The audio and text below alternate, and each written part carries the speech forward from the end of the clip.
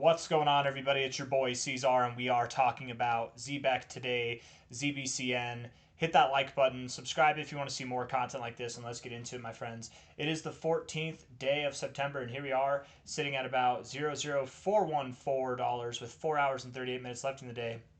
Had a little bit of a move down. We hit a low today of 0.039, just below 0.004 there, and that's fine. This is actually an area that is totally acceptable to find support at, and you did find support. You actually went right down to this area and found immaculate support. You're having the exact kind of reaction that you want to see. I wonder, what has Bitcoin done in this amount of time, because I was gone for a little bit. I haven't been looking at the charts. If we're looking at this here on the 1 hour time frame, certainly having a proper reaction on this Sunday the 14th.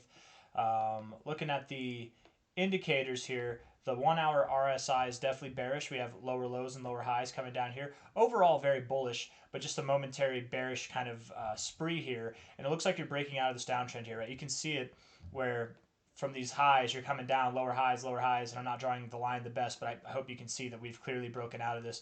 That doesn't mean that we're just going to move all the way up. Maybe we do, maybe we don't. You know, sometimes we do.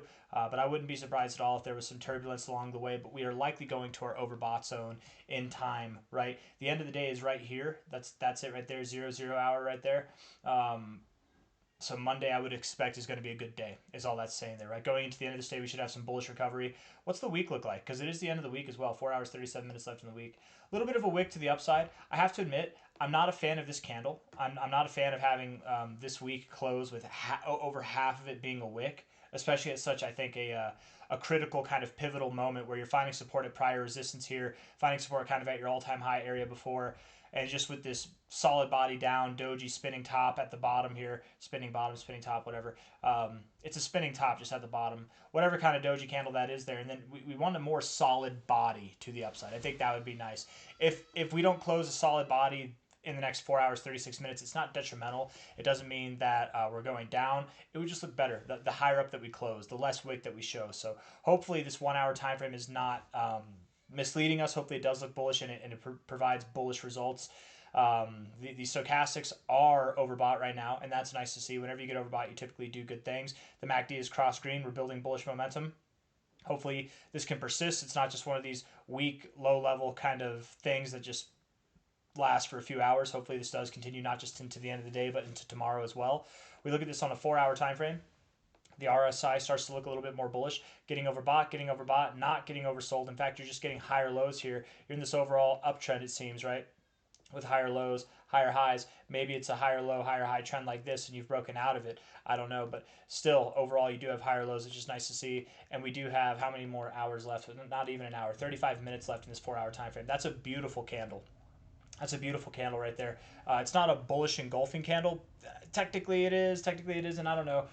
Some people say that you need to wick below where the wick was and then come back up and close, but I feel like that erases the open to closing price of the last candle. That's engulfing enough in my opinion. The stochastics look bullish, getting oversold and now coming back out. This is a good thing. Typically, whenever you're down at this area, that means you're at the beginning of another run, right? Whenever you get out of the oversold zone like this, you're at the beginning of another run. Just because you get overbought does not mean your run is done. You had more to grow, but it could mean that you're done by the time we get up there, but we're nowhere near that now. We're on the 4 hour time frame. We've probably got multiple days, if not at least another day or so worth of growth to go. Looking at the MACD on the 4 hour time frame, we're right at the 0 where we do like to find support or resistance at times.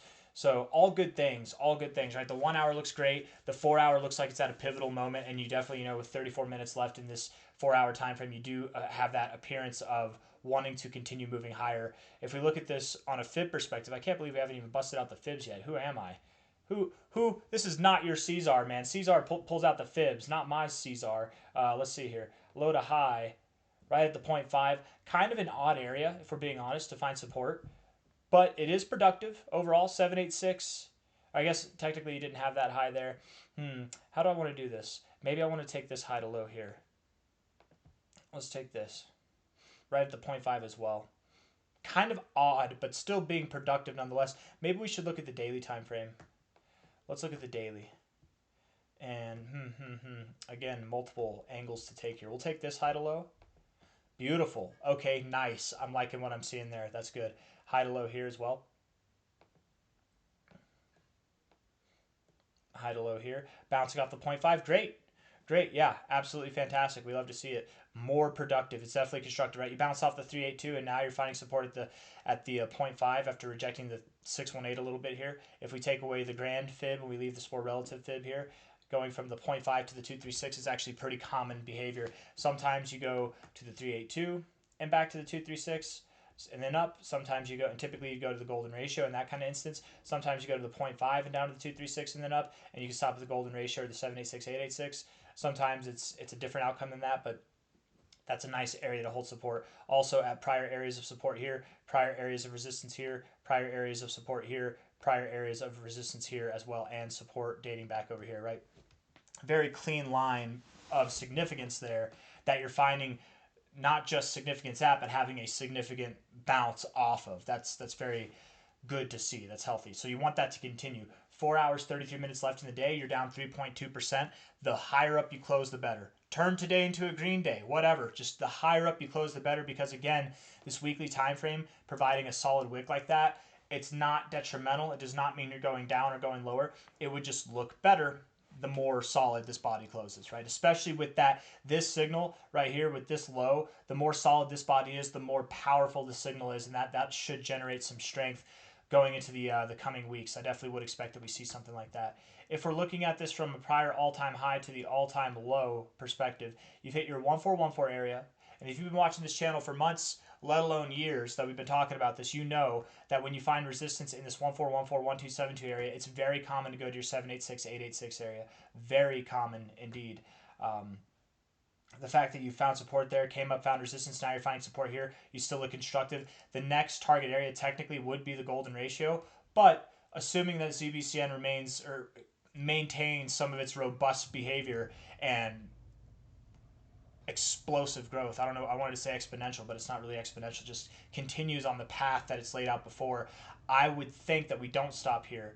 We probably continue at least to the next area, which is that 1.38 to 1.65 cents, but I don't think that we stop there either. We're probably going to continue up to 2.55 and beyond, 4.4 cents, somewhere in this area. This is the ultimate kind of target destination that I would have. And you guys know, if you've been watching the channel for the past couple months now, we've really heavily been discussing that 2 cent to 4.5 cent area, specifically 3 cents to 4.5 cent area.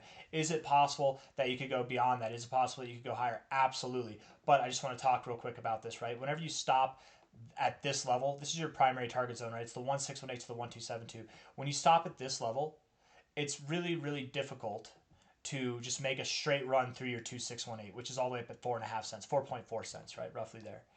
What's an extra 0.1 cent between friends?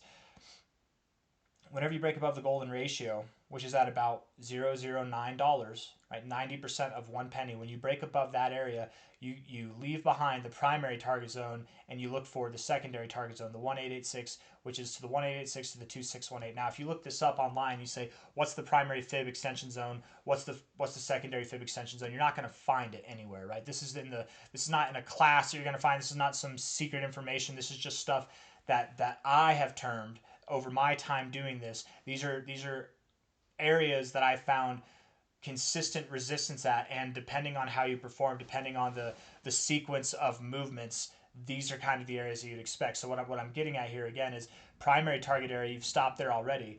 If we're expecting that you continue higher and it's not just some kind of fake out, which we are expecting you to continue higher, you're by default going to be getting into the secondary target zone, which, as I've defined personally, is the 1886 to 2618. Now, sometimes we do bypass the secondary zone. Sometimes you do hit the money zone and you just go right through it, but that's extremely difficult. It's like 10% of the time that you do that, right?